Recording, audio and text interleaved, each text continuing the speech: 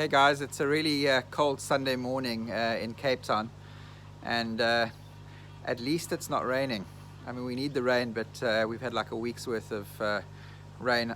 Um, what I wanted to make a video on today is how to grow koi fish really big. And this is something I get asked all the time, and it's not something that has an easy answer, but there are quite a few things that you can actually do to make sure that you increase your chances and really get the max growth out of your fish.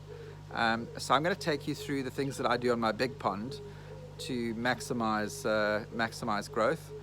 And obviously some of these things kind of contribute more than others, but I think it's a combination of things that really works. It's not just doing one thing. You've got to get a whole lot of things right at the same time to get really good growth. So I'll take you through those things now. Okay, as you can see here, I've got some pretty big fish in this pond. My pond is about 27,000 liters. That's with the filtration. And I'll take you through the setup that I've got that I think works for me. From a fish perspective, you can see some of these fish are kind of roughly about 50 centimeters is the average in here. But that's because I cycle them out a lot. So as the fish isn't kind of working out, or I'm not sure of its development, I pretty quickly move it on. The biggest fish in here are about, gosh, I'd say the top maybe 85, 86 centimeters. So this big platinum ogon is pretty big in the 80s. I got it when it was about 37 centimeters. There's a big kahaku there you can see on the right hand side. That's in the 80s. So really big fish, and most of the fish have actually grown up in this pond. I don't tend to buy big fish and put them in. On the occasion, sometimes I get a bigger fish that I might put into the pond. Most of the time I'm actually growing fish up from tosai. So pretty much a lot of the stuff that you see in front of you, either I've kind of bred and raised myself, or I've grown from tosai. And that's why I think making sure that you have the right system in place is so important to get big fish. It also is important to get the right body shape.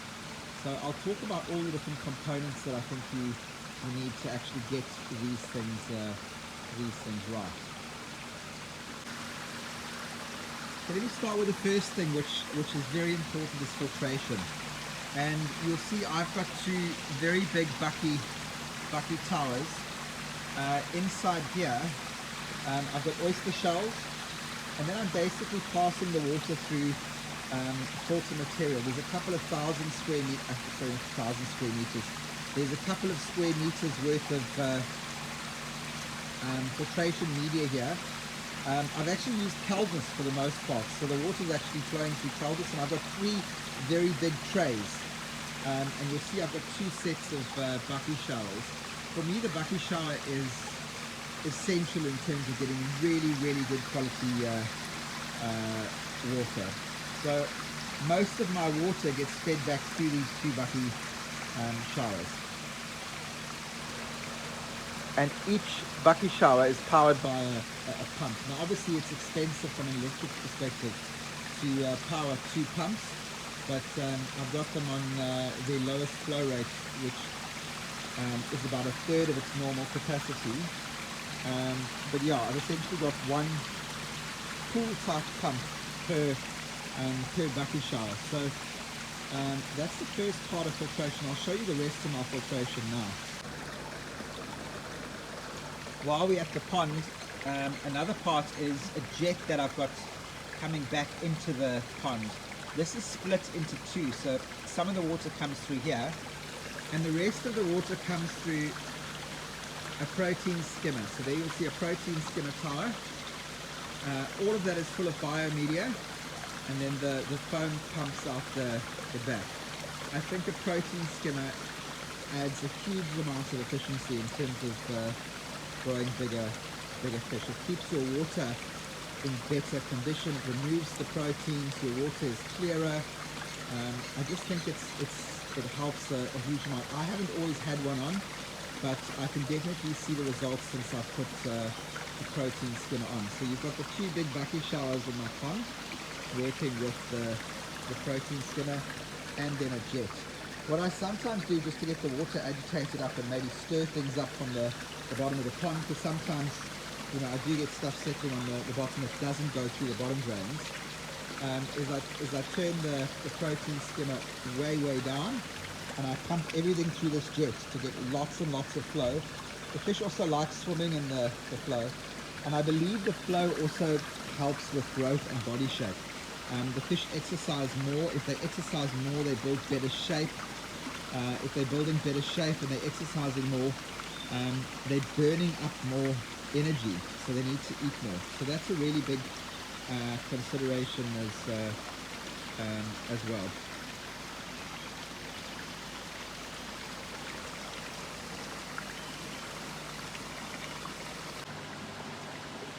Okay, then from a filtration perspective, I've got these two vortexes. The water comes in through a pipe there. Sorry, there's a lid on top there that I use to block it when I flush. So water's coming straight in from the pond. It goes round this center bit of piping. On the side here, there'd be holes that go through into the middle. This is full of coldness into a pipe in the middle chamber here. And this one flows to the next vortex, which has essentially got a moving bed filter. So this is mechanical filtration. I'll show you what this looks like on the inside. But essentially two things here. There's material getting stuck in the coldness, and then there's also stuff settling at the bottom that I can just flush out the bottom of the vortex. Let me just open this up for you now. Okay, so that's the inside. You can see there the water's flowing through the coldness from the sides of the drum, and then into a middle section. So once it gets into the middle section, it flows through to the vortex next door. Believe it or not, this coldness is normally snow white. So this is actually, I mean, yes, a little bit of dirt onto the coldness, but you can see there's not much dirt because it's not coming off of my hand. This is actually really good bacteria. So that's what's sitting on the coldness. So as it forms its own kind of biofilm on the coldness, that helps your pond. I flush this, which is very important also in terms of growth. I flush this twice a week. So I flush these chambers out completely, and I agitate the coldness with air bubbles. So get all the muck out, flush it straight to waste. But obviously I can use a lot of water, and we're in South Africa where there's water restrictions. I've got a borehole, so it's a lot easier for me to do that flushing. But getting rid of water and getting new water into your system is absolutely essential, and I do that twice a week. But obviously I've got really good filtration here, and the biological side of it is really good as well. This all helps in terms of water quality, which is essential to grow big fish.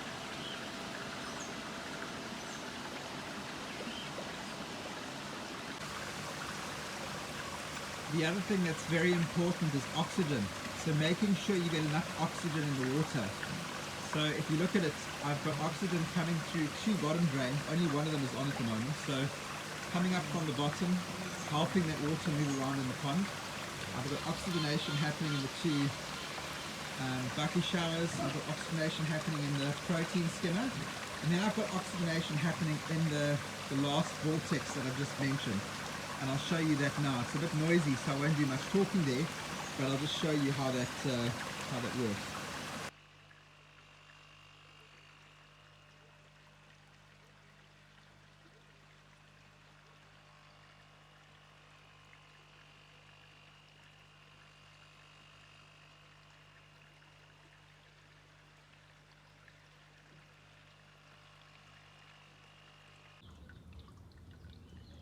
The next thing is choose really good fish with good genetics. Most of the time these are going to be Japanese fish from good breeders, but you still need to select fish with good potential. This is a karashigoi. This is a tosai. It's about, gosh, 35 centimeters. It is really, really big. It's been growing quite a lot in my pond. It's a good example of a fish that's really doing what I wanted to do in terms of growth. If you remember, I had a karashigoi stolen not so long ago. This karashigoi is going to be a big karashigoi, and in no time it's going to be up there at the 70-80 centimeter mark. So absolutely choose fish that have got good genetics. You're not going to be able to grow a fish with bad genetics really big. Choose long, strong shapes, and especially look at the head. A fish with a really strong, wide head has the potential to grow really, really big. Avoid fish with pot bellies, kind of pan handles where they've got a receding tail. Look at the size of the tail. I mean, this is a separate video on its own in terms of selecting fish, but you've got to start with good genetics if you want big fish. If you don't have good genetics, you're not going to get there all the way. I mean, in a pond that's 27,000 liters, you can grow a fish to a meter long. So if you want to do that, you've got to get a good start by getting good youngsters. And then the important thing is you've got to grow them as fast as you can in the early years. So the fish growth mostly happens in the first 3 years, and kind of 70% of that is in the first 2 years. So growth has got to happen really early and really quickly. So you've got to have the right fish and the right environment, and you've got to be feeding the right food. Okay, and talking about food, the best food to feed the koi is the one that the cat loves the most. So I put the food in front of the cat, and the one that he eats or enjoys the most is the one that I give to the fish. No, I'm actually joking. So the food that I've got here, and this is my winter feed, this one here is hikari. And this is, I would say, 90% wheat germ and 10% protein. The protein pellets are slightly, you can see there, protein is slightly darker than wheat germ. But I feed wheat germ in winter, so when it's really cold, it's wheat germ. And then as an alternative, and if you want to save money, because I mean hikari is expensive, there's a locally produced food in South Africa called shogun. This is really, really good. It's really the only other food that I feed here. And shogun might be, gosh, I don't know, 40% of the price of sake hikari, but I reckon it's about 65 to 70% of the result. So really good local alternative is shogun. Otherwise I'm feeding wheat germ or sake hikari growth. So basically those three, and then I supplement with other foods depending on the time of the year. But I'll talk about that in a separate food video. But you need to feed good food. If you want big fish, feed good food. You need to feed really well in summer because that's where they grow. And you need to get the body shape in winter. That's why I'm feeding wheat germ in winter. They bulk out in winter and they stretch out in terms of length in summer. But food is critically important. And also the other thing is the amount of food that you feed as well. You actually need to feed quite a bit.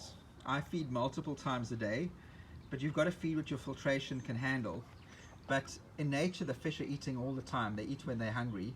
You've got to give them a lot of food so that they can really grow to their full potential. So yeah, I would reckon that I possibly feed on average about 3 to 4 times a day. On weekends, and this is in hot temperature, not in winter. In winter, it's just basically once in the morning, a couple of handfuls in, and that's it. In summer, it's 3 to 4 times a day, and even more if I'm on holiday. It's the weekend. I used to have an auto feeder on here.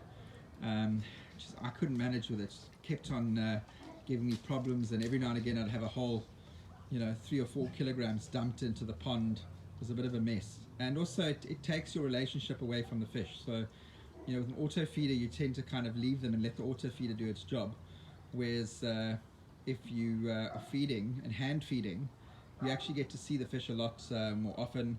You get to really understand what's going on to the fish, and see if there's any problems. So I would definitely say, you know, feed by hand if you can. If you've got big work constraints, then maybe use an auto feeder. But you've got to get food into the fish to get them to grow. And I really push that food right up until the end when it starts cooling down, and then I drop off. There's even a couple of weeks in winter where I stop feeding completely and just let the fish eat naturally on the side of the pond. I mean, that is a bit harsh. You've got to scale it down. You can't just suddenly stop feeding for a couple of weeks, and the fish are used to getting food.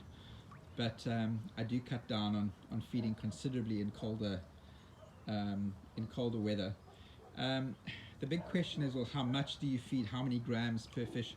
I don't really work that out. So, I mean, I started on a plan where I used to kind of measure it out exactly and work out what to feed. But quite often it works on the appetite of the fish. So if I see the fish are hungry and they're eating and they're wanting to eat and the water's warm, I feed.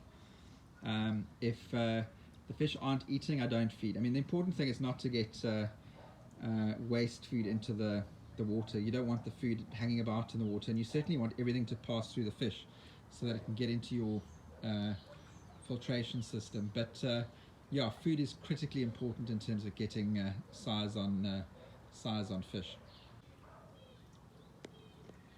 Then the next thing that's worth considering is the size of your pond and the kind of makeup of your pond in terms of structure.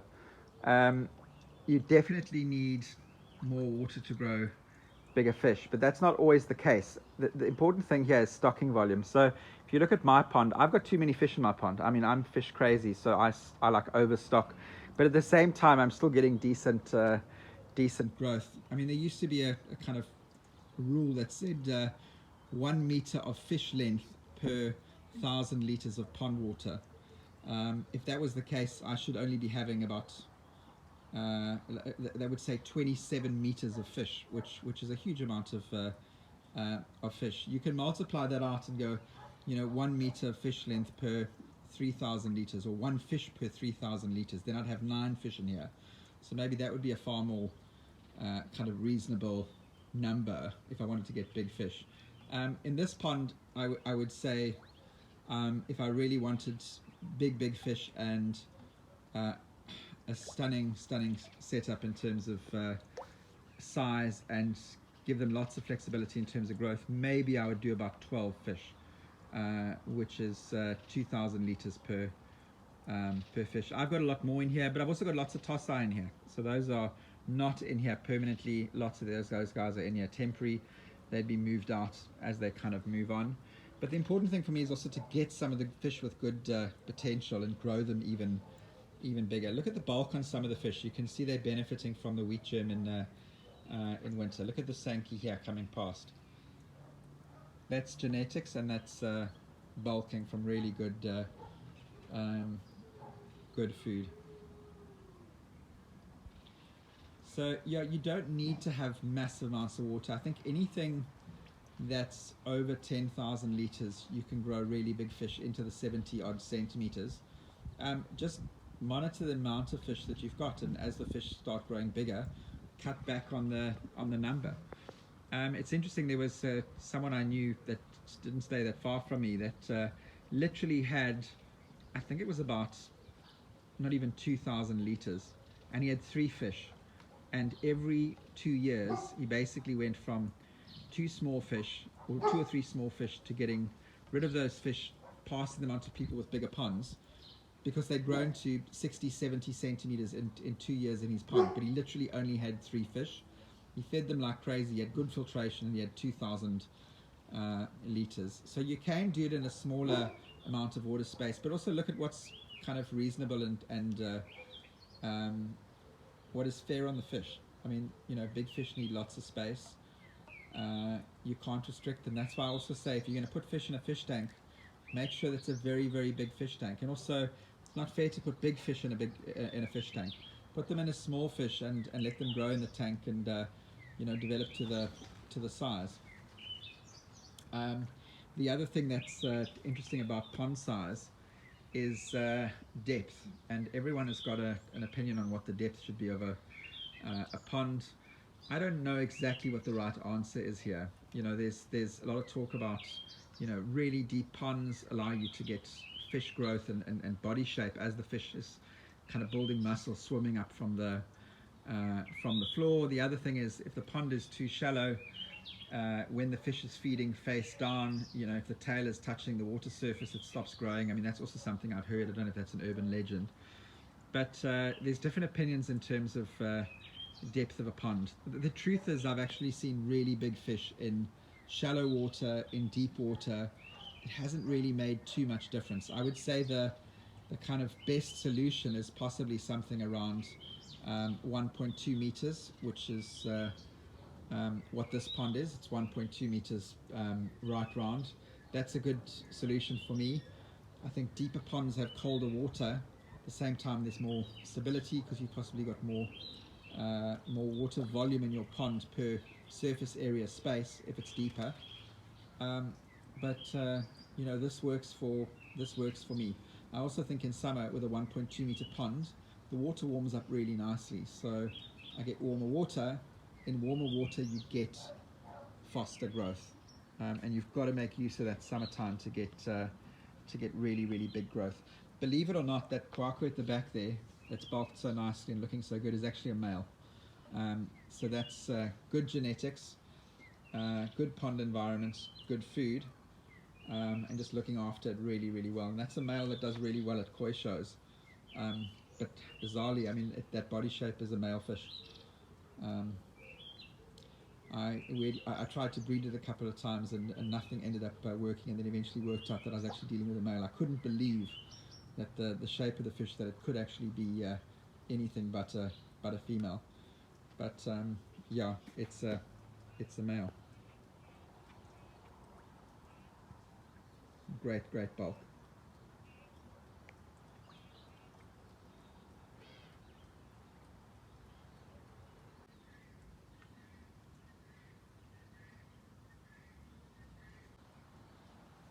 This one is also a male. The big used to be an asagi. It's now it's now closed up. So the blue pattern that was on the back has disappeared. But essentially, that used to be an asagi. It's now become I suppose a matsuba. And that's a male. In fact, most of my fish are males. That one there's a male. That Sankey coming through, in fact, both that Sankey and the shower are males. You've seen the kwaku already. And that one in the middle, that Sankey's also a male. And really, the few females that I've got actually look like males, and the males look like females. So I said at the beginning of the video there was a couple of things and everything contributed equally. If you ask me what the most important things are, I would say the first thing is the feeding. I think feeding really good quality food is important, and just right behind that is genetics and finding really good fish to focus on. The third thing is good filtration and water changes. Possibly equal to that is oxygen, and making sure you've got enough oxygen in the pond. And then also, it goes without saying that the more water you've got and the more stable the water, the better the fish are going to do. But it really depends on you controlling all of these conditions at the same time. If you manage to keep your pond disease-free and your water quality good, your ammonia down, and everything in check, at the same time you end up with good results. As soon as things go a bit pear-shaped, it sets back the growth on fish. So thanks for watching. If you like these videos, please comment, please share, please tell me if you disagree. If you think anything that I've said is absolute nonsense, tell me as well. But thank you for watching.